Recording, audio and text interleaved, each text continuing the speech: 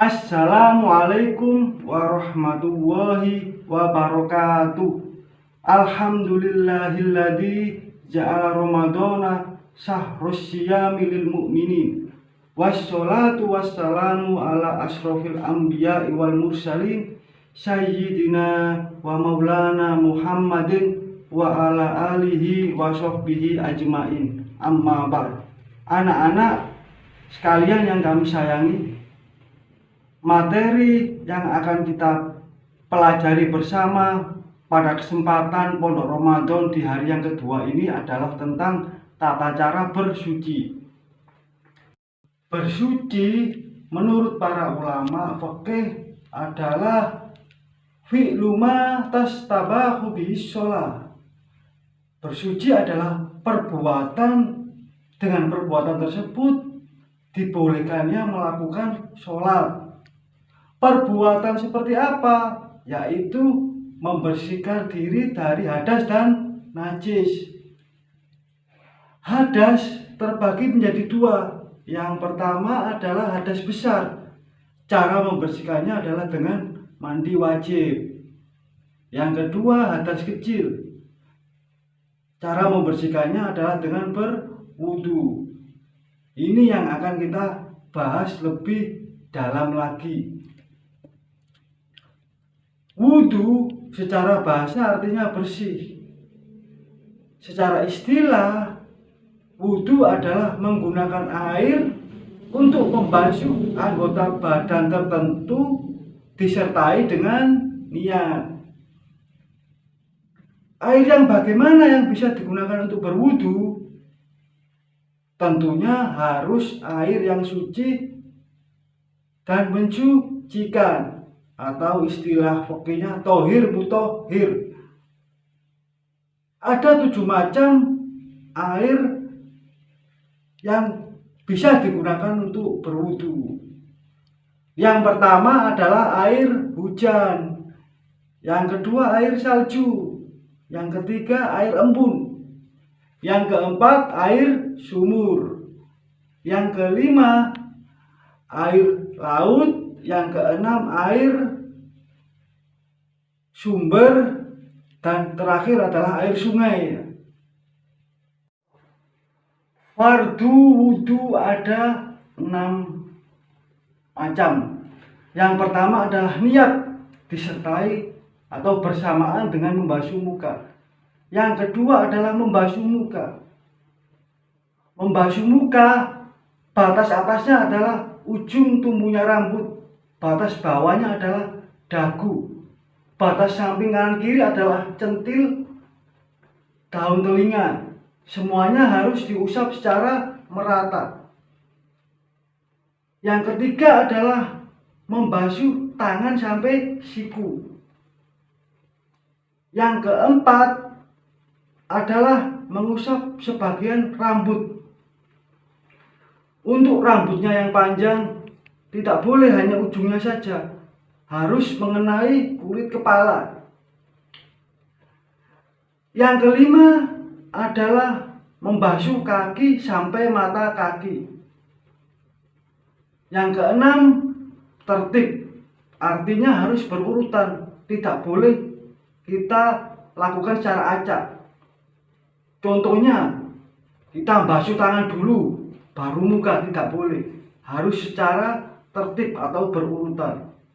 Agar wudhu kita lebih sempurna, kita harus mengetahui sunnah-sunnahnya juga. Ada banyak sunnah yang ada di dalam kitab-kitab. Saya akan menyebutkan beberapa yang sering kita lakukan atau dipraktekkan atau diajarkan oleh guru-guru kita. Yang pertama adalah membaca basmalah. Yang kedua adalah membersihkan tangan, sela-sela jari, sela-sela kuku sampai pergelangan tangan. Yang ketiga adalah berkumur. Yang keempat adalah istimsak atau menghirup air di hidung untuk membersihkan hidung.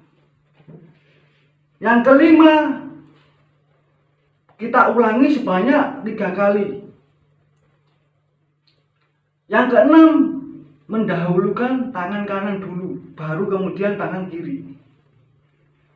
Dan yang ketujuh adalah berdoa setelah wudhu. Dan masih banyak lagi yang lainnya. Untuk lebih mudahnya, mari kita praktekkan secara bersama-sama urutan-urutan fardu wudhu dan sunnahnya wudhu yang diajarkan oleh guru-guru kita di sekolah maupun di lingkungan ngaji kita. Bismillahirrahmanirrahim.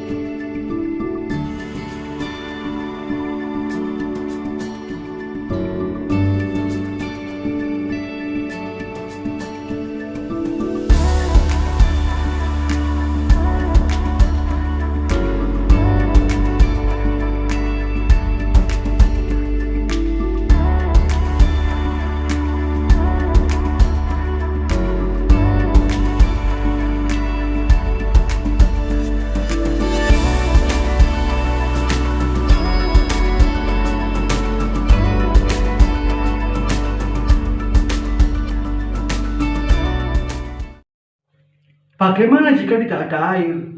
Sudah masuk waktu sholat, kita mau berwudu, tapi air tidak ada. Allah memberikan keringanan pada kita untuk bertayamum. Tayamum secara bahasa artinya menyengaja. Secara istilah, tayamum adalah mengusapkan debu pada wajah dan tangan sebagai pengganti wudhu dan mandi wajib. Syarat-syarat tayamum ada 3. Yang pertama tentunya tidak ada air, dan juga sakit. Apabila terkena air, sakitnya bertambah parah, itu dibolehkan bertayamum. Yang kedua, tayamum harus dilakukan pada saat masuk waktu sholat. Tidak boleh ketika duhur jam 12 kita bertayamum jam 11, tidak boleh. Harus dilakukan pada saat masuk waktunya. Biasanya ditandai dengan adzan. Nah, ketika dengar adzan kita baru boleh bertayamum. Yang ketiga, debu yang digunakan harus debu yang suci, tidak tercampur dengan najis. Untuk fardunya tayamum ada 4. Yang pertama adalah niat. Lafalnya seperti ini ya. Nawaitu tayammuma listibahatis sholati fardhon lillahi ta'ala. Yang kedua, membasuh muka. Membasuh muka ini hampir sama dengan wudhu. Yang ketiga, mengusap tangan sampai siku. Yang keempat adalah tertib, harus berurutan.